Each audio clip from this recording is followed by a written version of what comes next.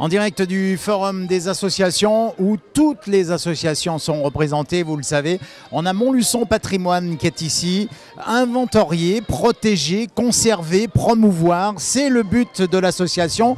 Et le tout dernier rendez-vous, c'est le parcours mémorial Max Dormois. Voilà, tout à fait. Nous avons voulu mettre en valeur ce que l'ancien maire de Montluçon, qui a été également ministre de l'Intérieur sous le gouvernement de Léon Blum au moment du Front populaire, il a consacré pas mal de temps à élaborer tous ces bâtiments. Et en fait, on s'est rendu compte que les gens avaient un peu oublié. Et donc, nous avons voulu, sur chaque bâtiment, apposer une plaque avec un QR code. Et avec son smartphone, on peut voilà, savoir exactement tout de suite où... Et ça reprend sur notre site et à ce moment-là on a les explications et notamment... Alors ça se fait de plus en plus dans les villes maintenant. Voilà. Et c'est vrai que c'est très très bien ça. Ça nous permet de mettre à jour puisque on est balancé sur notre site et ça nous permet de le mettre à jour, de l'enrichir avec des cartes postales, des photos. Max Dormois a surtout œuvré au niveau de l'éducation en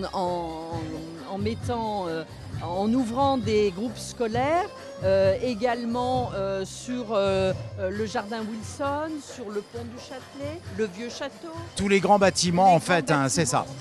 Et donc on ne va pas pouvoir tout énumérer, mais en tout cas, le but c'est de venir vous rencontrer. Et lorsque vous voyez une petite plaque dans la ville, eh bien c'est prendre son téléphone, on scanne et on en sait un peu plus. Tout à fait. Merci beaucoup en tout cas.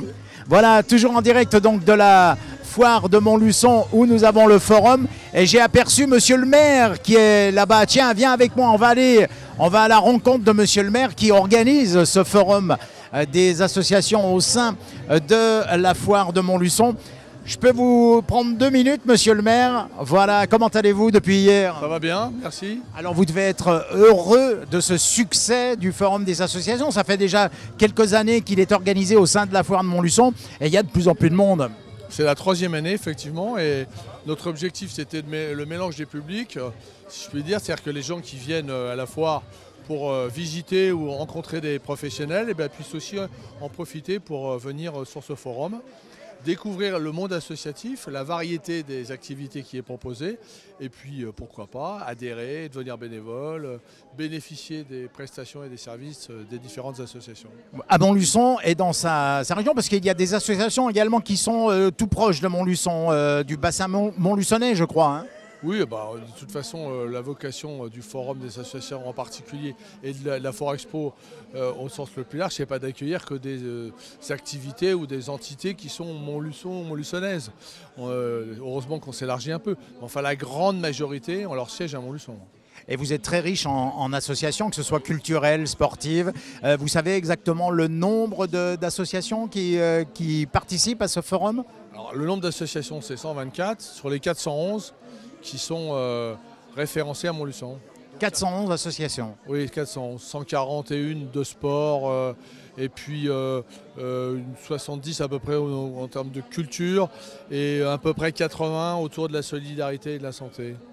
Écoutez, c'est bien parce que tous les Montluçonnais peuvent trouver en fait l'association qui se rapproche le plus près de leurs besoins, de leur envie. Et vous êtes toujours preneur de nouvelles associations ou vous faites un petit peu le tri? Comment ça se passe? Parce que 411, c'est énorme quand même. Alors, on est toujours preneur d'associations, mais j'ai envie de dire qu'on est contraint aussi de faire le tri dans le sens où nous, on est plutôt aujourd'hui porteurs de solutions de regroupement. J'en ai encore parlé là tout à l'heure, parce qu'on a d'abord un nombre de locaux limité, parce qu'ils souhaitent tous avoir des locaux. Donc nous, on prône le partage, et on prône même le regroupement entre associations comparables, ou qui interviennent dans les mêmes types de prestations, parce qu'elles-mêmes sont en difficulté par manque de bénévoles. Alors l'union faisant la force, on a plutôt tendance de plus en plus à leur dire regroupez-vous, travaillez ensemble, parce que c'est vrai que la démultiplication ne favorise pas, j'allais dire, le service auprès de la population. Et on est moins visible quand on est 5 dans un coin que quand on est 15 ou 20. On est moins visible quand on a un local adapté que quand on n'en a pas. Et nous, on n'a plus les moyens aujourd'hui de donner des locaux à tout le monde. On est bien d'accord. En tout cas, merci beaucoup. Et puis, on vous laisse continuer votre périple au sein de ce forum. Vous êtes présents tous les jours et c'est un honneur, je pense, pour chaque association de vous accueillir, vous et votre équipe. Merci beaucoup. Merci. Bonne journée. Merci à vous. Voilà, en direct donc du Forum des associations. On se retrouve dans un instant en direct d'une autre association, d'une autre allée. Merci. À tout de suite.